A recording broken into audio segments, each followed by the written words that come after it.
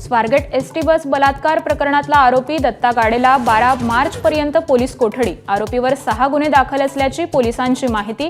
मध्यरात्री शिरूरमधून झाली होती अटक।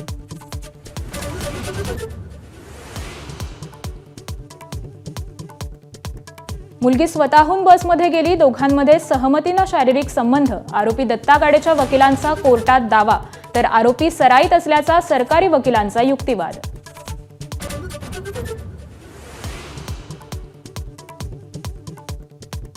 नराधम दत्ता गाडेचा अत्याचार केल्यावर 3 वेळा आत्महत्येचा प्रयत्न, 2 वेळा गळफास घेऊन तर एकदा कीटकनाशक पिऊन आयुष्य संपवण्याचा केला प्रयत्न।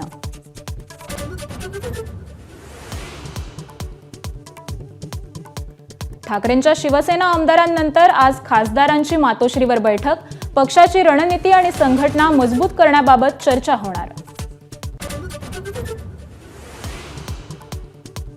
मुंबईच्या सीएसएमटी स्थानकात फलाट विस्तारीकरणासाठी 15 तासांचा विशेष ब्लॉक। तब्बल 59 लोकल आणि 3 मालगाड्या रद्द।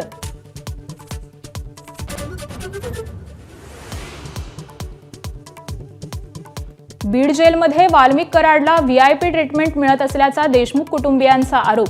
कर्मचारी मदत करत असल्याचा दावा। धनंजय मुंडेंचाच तसा आदेश असेल, वडट्टीवारांचा आरोप।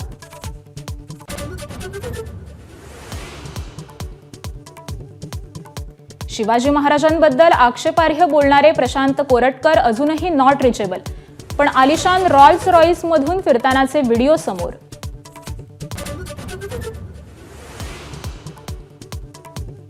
नोकरदारांसाठी मोठी बातमी, यंदा पीएफवर मिळणार 8.25% व्याज, गेल्या वर्षीचाच व्याजदर कायम।